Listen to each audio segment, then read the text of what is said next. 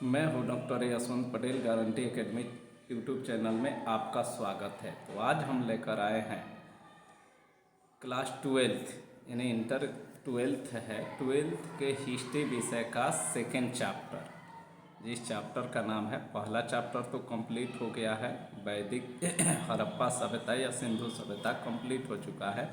अब chapter second शुरू हो रहा है, जिस चैप्टर का नाम है वैदिक काल या वैदिक सभ्यता। तो सबसे पहले हम लोग ये समझे कि वैदिक काल या वैदिक सभ्यता है क्या। तो जिस समय में वेद पुराणों की रचना हुई उस समय को ही वैदिक काल या वैदिक सभ्यता कहा जाता है। जो वेद है, तो वेद पुराण की जो रचना हुई, जिस काल में हुई, जिस समय में हुई, उस समय को ही, उस काल को ही हम वैदिक काल या वैदिक सभ्यता के नाम से जाना जाता है। अब इस वेद पुराण की रचना किस काल में हुई? वैदिक काल में। तो वैदिक काल की अवधि यानी टाइम यानी समय क्या था, कब से कब तक वैदिक काल था, ये हमें जानना होगा। तो आप लिखे हैं इसकी अवधि 1500 ईसा पूर्व से लेकर 600 ईसा पूर्व तक मानी जाती है। आपको मालूम है कि ईसा मसीह के जन्म से ही समय की शुरुआत हुई। उनका जन्म 0 ईस्वी माना गया और उसके बाद से समय की गिनती हुई। उनके जन्म के पहले वाले समय को ईसा पूर्व कहते हैं और बाद वाले समय को ईस्वी कहते हैं। ईस्वी में काउंटिंग होता है। तो ये वैदिक काल की बात रही तो इसकी अवधि यानी टाइमिंग 1500 ईसा पूर्व से लेकर 600 ईसा पूर्व तक, यानी ईसा मसीह के जन्म से 1500 वर्ष पहले ये वैदिक काल शुरू हुआ था और उनका जन्म नहीं हुआ उसके 600 वर्ष पहले समाप्त हुआ। यानी ईसा मसीह के जन्म से 1500 वर्ष पहले से शुरू होकर 600 वर्ष पहले ही समाप्त हो गया। तो यही इसकी अवधि रही है। पूछता है एग्जाम में कि वैदिक काल की अवधि क्या रही है, तो 1500 ईसा पूर्व से 600 ईसा पूर्व तक। इसको दो भागों में बांटा गया। इसे बांटने का मुख्य कारण या आधार लोहे से परिचित होना, यानी वैदिक काल को दो भागों में बांटा गया है। एक को हम कहते हैं पूर्व वैदिक काल, दूसरे को कहते हैं उत्तर वैदिक काल। और ये दो भाग में बांटने का मुख्य आधार रहा लोहे का खोज। यानी वैदिक काल जो है इसको दो खंड में, दो भाग में बांटा गया।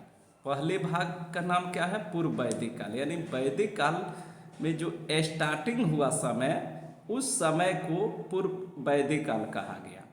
यानी जिस समय 1500 ईसा पूर्व में वैदिक काल की शुरुआत हुई तो उसे पूर्व वैदिक काल कहा गया। क्यों? अब ये दो भाग में बांटने का आधार रहा लोहे का खोज। यानी पूर्व वैदिक काल में लोहे का खोज नहीं हुआ था। आपको मालूम है कि हड़प्पा काल में भी लोहे से लोग परिचित नहीं थे, लोहे का खोज नहीं हुआ था। ठीक वैसे ही वैदिक काल में भी, पूर्व वैदिक काल में लोहे का खोज नहीं हुआ था। तो जिस समय लोहे का खोज नहीं हुआ था उसे पूर्व वैदिक काल, और वैदिक काल में ही बाद में एक समय आया जिस समय लोहे का खोज हो गया तो उसे उत्तर वैदिक काल। यानी वैदिक काल में, पूर्व वैदिक काल में लोहे का खोज नहीं हुआ था, उत्तर वैदिक काल में लोहे का खोज हो चुका था। वही लिखे हैं पूर्व वैदिक काल। पूर्व वैदिक काल का दूसरा नाम आदि वैदिक काल है, इसका तीसरा नाम ऋग वैदिक काल है। यानी पूर्व वैदिक काल यानी वैदिक काल का ये स्टार्टिंग वाला समय, उसी का अर्थ ये भी हुआ आदि वैदिक काल, यानी आरंभ में जिस समय वैदिक काल की शुरुआत हुई। और ऋग्वैदिक काल क्यों? क्योंकि वैदिक काल में ही, पूर्व वैदिक काल में ही ऋग्वेद की रचना हुई। ऋग्वेद की रचना इसी काल में होने के कारण इसे ऋग्वैदिक काल भी कहा जाता है। इसकी अवधि 1500 ईसा पूर्व से लेकर 1000 ईसा पूर्व तक मानी जाती है। इसके बारे में जानकारी का एकमात्र स्रोत ऋग्वेद है, इसलिए इसे ऋग्वैदिक काल भी कहा जाता है। यानी वैदिक काल की बात करें, पूर्व वैदिक काल की बात करें, तो इसके बारे में जानकारी कैसे प्राप्त हुई? ये जानकारी प्राप्त होने का मुख्य एक ही साधन जिसका नाम है ऋग्वेद, और ऋग्वेद से ही पूर्व वैदिक काल की जानकारी प्राप्त हुई है, इसीलिए इसे ऋग्वैदिक काल भी कहा जाता है।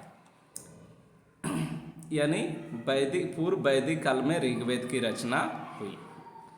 अब आया उत्तर वैदिक काल। हाँ, पूर्व वैदिक काल का अवधि क्या रहा है? 1500 ईसा पूर्व से ये शुरू हुआ है और 1000 ईसा पूर्व तक ये रहा है। उसके बाद 1500 ईसा पूर्व से 1000 ईसा पूर्व के बीच में पूर्व वैदिक काल रहा है।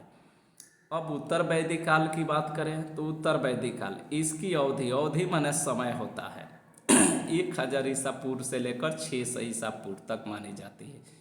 यानी उत्तर का मतलब यहाँ होगा बाद वाला, वैदिक काल का अंतिम चरण, बाद वाला चरण, यानी 1000 ईसा पूर्व के बाद वाला जो समय आया उसे उत्तर वैदिक काल कहा गया और इसका समय रहा 1000 ईसा पूर्व से 600 ईसा पूर्व तक। तो ये तो रहा वैदिक काल और वैदिक काल की अवधि। अब आइए आर्य लोगों का निवास स्थान, यानी आर्य के बारे में। हम लोग आर्य लोग कौन थे, कहाँ से आए थे सर? हालांकि इसकी जानकारी आप लोग को हड़प्पा सभ्यता में भी दिया जा चुका है कि आर्य लोग भारत के बाहर से आए थे। अलग अलग विद्वानों का अलग अलग मत है आर्यों का निवास स्थान के संबंध में, जिसमें कुछ विद्वानों का, विशेषकर मैक्स मुलर का मानना है कि आर्य लोग मध्य एशिया से आए थे और हड़प्पा सभ्यता या सिंधु सभ्यता के विनाश के कई कारणों में एक कारण यह भी है कि आर्यों का आक्रमण। तो आर्य का निवास स्थान, आर्य मानव की एक प्रजाति है। अधिकांश यूरोपीय विद्वानों का मानना है कि आर्य लोग भारत के बाहर से आए थे। ध्यान दीजिए, आर्य क्या है? तो आर्य मानव की, मनुष्य की एक प्रजाति है। हालांकि ऐसा माना जाता है कि हम लोग आर्य की ही संतान हैं, क्योंकि हम लोग के यहाँ जो पूजा पाठ होता है उसमें भी पंडित जी लोग जो वेदों का उच्चारण करते हैं, अर्जावर्ते जम्बूद्वीपे भारत खंडे, ये सब मंत्र के रूप में उच्चारण किया जाता है। आप ये भी जानते हैं कि भारत का एक नाम आर्यावर्त भी है, यानी जिस समय आर्य लोग भारत में आए उस समय भारत का नाम आर्यावर्त रखा गया था। तो आखिर वो आर्य आए कहाँ से? तो कहा गया कि आर्यों के निवास स्थान के बारे में कि आखिर वो कहाँ से आए, अलग अलग विद्वान अलग अलग तथ्य देते हैं। विद्वानों में मतभिन्नता है। अब जैसे विद्वान और जगह, तो गाइल्स नामक जो विद्वान है आर्यों का निवास स्थान हंगरी बताते हैं, यानी गाइल्स ने कहा है कि आर्य लोग जो थे हंगरी से आए थे। पेनका जर्मनी, यानी पेनका जो विद्वान है इनका मानना है कि आर्य लोग जर्मनी से आए थे। मैक्स मुलर, इनका मानना है कि आर्य लोग मध्य एशिया से आए थे। बाल गंगाधर तिलक, इनका मानना है कि आर्य लोग उत्तरी ध्रुव से आए थे। दयानंद सरस्वती, इनका मानना है कि आर्य लोग तिब्बत से आए थे। तो अलग अलग विद्वान अलग अलग जगह बता रहे हैं, लेकिन अधिकांश यूरोपीय विद्वानों का मानना है कि आर्य लोग मध्य एशिया से आए थे। यानी जो मैक्स मुलर का जो कथन है कि आर्य लोग मध्य एशिया से आए थे, उसमें अधिकांश यूरोपीय विद्वान सहमत हैं। अधिकांश यूरोपीय विद्वान पूछता है ऑब्जेक्टिव में क्वेश्चन, अधिकांश यूरोपीय विद्वान के अनुसार आर्य लोग कहाँ से आए थे? तो मध्य एशिया से। अब सवाल उठता है आर्य का अर्थ। ये पूछा है बोर्ड परीक्षा में कई बार कि आर्य का अर्थ होता है तो श्रेष्ठ मानव या ज्ञानी मानव। तो ऑप्शन में विशेषकर ज्ञानी मानव होता है, तो आर्य का अर्थ होता है श्रेष्ठ मानव या ज्ञानी मानव। अब आइए नेक्स्ट टॉपिक आपका है वैदिक साहित्य। अब वैदिक साहित्य के बारे में हमें जानना है। वैदिक काल की जानकारी का सबसे महत्वपूर्ण स्रोत वैदिक साहित्य है और इसे हम भारत का सबसे पहला रचना मान सकते हैं। यानी आपको पता है कि वैदिक साहित्य पुस्तक है, यानी पुस्तकों को जिस साहित्य से हमें ज्ञान विज्ञान के बारे में जानकारी प्राप्त होती है, वैदिक काल की जानकारी प्राप्त होती है। सिंपल में कह सकते हैं जिस साहित्य से हमें वैदिक काल की जानकारी प्राप्त होती है उसे ही हम वैदिक साहित्य कहते हैं। पूछा है बोर्ड परीक्षा में कि वैदिक साहित्य से आप क्या समझते हैं। तो जिस साहित्य से, जिस पुस्तक से वैदिक काल की हमें जानकारी प्राप्त होती है उसे ही हम वैदिक काल कहते हैं। प्रमुख वैदिक साहित्य यानी कौन कौन से वैसे साहित्य हैं जिससे विशेष रूप से हमें वैदिक काल की जानकारी प्राप्त होती है। तो उन विशेष साहित्य में वेद है, ब्राह्मण है, अर्यक है, उपनिषद है। इन चारों से ही हमें वैदिक काल की जानकारी प्राप्त होती है। इसलिए इन चारों को एक साथ में वैदिक साहित्य माना गया है। इन चारों को सम्मिलित रूप से वैदिक साहित्य कहते हैं। अब आइए वेद के बारे में। वेद क्या है? तो वेद का अर्थ होता है ज्ञान। वेद का अर्थ क्या होता है? ज्ञान। कई बार बोर्ड पूछा है कि वेद का अर्थ होता है, तो एक सबने ऑप्शन ज्ञान। जबकि आर्य का अर्थ होता है श्रेष्ठ मानव या ज्ञानी मानव। वेदों की संख्या 4 है। कई बार बोर्ड पूछा है, हर लाइन से यहाँ ऑब्जेक्टिव निकलता है। 2 खास चैप्टर है, हड़प्पा या सिंधु सभ्यता और वैदिक साहित्य है वैदिक काल। ये दोनों से बोर्ड परीक्षा में बहुत अधिक क्वेश्चन ऑब्जेक्टिव पूछता है। तो वेदों की संख्या कितनी है? 4 है। तथा प्रत्येक वेद का हर वेद का अपना अपना ब्राह्मण, अर्यक और उपनिषद होता है। हर वेद की संख्या 4 है और चारों का अपना अलग अलग ब्राह्मण, अर्यक और उपनिषद है। यानी ये भी सब पुस्तक ही है। इन सब पुस्तक से उन वेदों की जानकारी सरल हो जाती है। तो हर वेदों का अपना अपना ब्राह्मण ग्रंथ, अर्यक और उपनिषद है। वेदों को अपौरुष कहा गया है। अपौरुष का क्या अर्थ होता है? अपौरुष का अर्थ होता है जिसकी रचना किसी व्यक्ति के द्वारा नहीं की गई है, बल्कि श्रुति अर्थात सुनकर अथवा मौखिक रूप से इनका संकलन किया गया है। देखिए, वेद जो है ना, वेदों को अपौरुष माना गया है। अपौरुष का मतलब होता है जिनकी रचना किसी पुरुष ने नहीं की, बल्कि उसे सुनकर किया गया। तो जिसे सुनकर किया गया या मौखिक रूप में उसका संकलन हुआ, तो उसे ही अपौरुष कहा जाता है। तो ठीक वेद भी है, वो अपौरुष ही है जिसका संकलन रचना लिखित रूप में किसी व्यक्ति ने नहीं किया। हालांकि आता है कि वेदों की रचना किसने की, तो महर्षि वेद व्यास ने की, लेकिन इसको श्रुति माना गया है कि वेद व्यास माना जाता है कि देवताओं ने वेद व्यास को सुनाया और वो सुनकर एक गुरु दूसरे शिष्य को ऐसे देते देते संकलन में बाद में इसको लिखित रूप में संकलित किया गया। तो वेदों को अपौरुष इसलिए कहा गया कि किसी ने लिखा नहीं, बल्कि इसे सुनकर इसका संकलन किया गया है। अब वेदों की संख्या 4 है और इनकी रचना महर्षि वेद व्यास ने की। और मान्यता के अनुसार ऐसा माना गया है कि वेद व्यास ने सबसे पहले श्री गणेश भगवान को याद करके वेदों की रचना की है।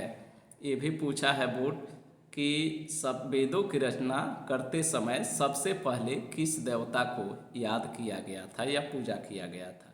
तो वेदों की रचना करते समय सबसे पहले श्री गणेश भगवान को याद करके वेदों की रचना की गई थी। वेदों की संख्या 4 है। वो कौन कौन है? तो पहला वेद है ऋग्वेद। सबसे प्रथम वेद है ऋग्वेद और बड़ा वेद। दूसरा सामवेद, तीसरा यजुर्वेद, चौथा अथर्ववेद। इन चारों वेदों में प्राचीन ऋग्वेद है। ध्यान दीजिएगा, काफ़ी खास ऑब्जेक्टिव यहाँ निकलता है। चारों वेद में सबसे प्राचीन वेद कौन है? तो ऋग्वेद। फिर चारों में सबसे नया या बाद वाला कौन वेद है? तो अथर्ववेद। तो सबसे पुराना वेद ऋग्वेद और सबसे नया या बाद वाला वेद अथर्ववेद। ये ऑब्जेक्टिव यहाँ से निकलता है, पूछता है।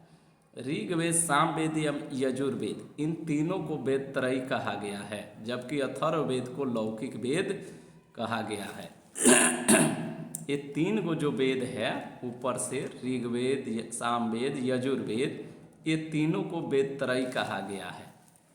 यानी रियल रूप में 3 वेद है, जबकि अथर्ववेद को लौकिक वेद माना गया है। लौकिक वेद यानी कि दुनियादारी का इसमें ज़्यादा समावेश है। बाद में इसको लिखा गया है, बहुत सारे चीज़ को जोड़ा गया। मूल रूप से 3 वेद सबसे पहले आते हैं, ऋग्वेद, सामवेद, यजुर्वेद, इसीलिए इन तीनों को वेदत्रयी कहा गया। और लास्ट में आया अथर्ववेद, जिनको लौकिक वेद कहा गया। ऑब्जेक्टिव पूछ सकता है यहाँ कि किस वेद को वेदत्रयी कहा गया है, तो ऋग्वेद, सामवेद, यजुर्वेद। जबकि पूछ दे कि किस वेद को लौकिक वेद कहा गया है, तो अथर्ववेद को। वेदों का अंग्रेजी में अनुवाद मैक्स मुलर के द्वारा किया गया था, जिसका नाम sacred book of the east है। ध्यान रखिए, ये कई बार पूछा है कि वेदों का अंग्रेजी में ट्रांसलेट अनुवाद किनके द्वारा किया गया, तो मैक्स मुलर के द्वारा किया गया। तो मैक्स मुलर ने जो अंग्रेजी में वेदों का अनुवाद किया, तो उस पुस्तक का जो नाम दिया, उस पुस्तक का नाम रखा sacred book of the east. यानी मैक्स मुलर के द्वारा अंग्रेजी में अनुवाद मैक्स मुलर के द्वारा किया गया और उस पुस्तक का नाम sacred book of the east रखा गया। जबकि मुगल काल में वेदों का फारसी भाषा में अनुवाद दारा-शिकोह के द्वारा किया गया। मुगल काल जब आया तो मुगल काल में भी वेदों का फारसी भाषा में अनुवाद हुआ और उसका नाम उसे अनुवाद करने का काम दारा-शिकोह ने किया। तो ये भी पूछ देता है कि किस काल में वेदों का अनुवाद फारसी भाषा में किया गया, तो मुगल काल में। फिर इसी को उलट देगा कि मुगल काल में वेदों का अनुवाद किस भाषा में किया गया, तो फारसी भाषा में। फिर क्वेश्चन यहाँ बनेगा कि मुगल काल में वेदों का फारसी भाषा में अनुवाद किसके द्वारा किया गया, तो दारा-शिकोह के द्वारा किया गया। तो आज के लिए इतना ही। फिर अब हम नेक्स्ट वीडियो में मिलेंगे। ऋग्वेद यानी हर वेद के बारे में अलग अलग जानकारी लेकर आएंगे। वीडियो यदि अच्छा लगे तो चैनल को लाइक, शेयर और सब्सक्राइब करना ना भूलें। आज के लिए इतना ही।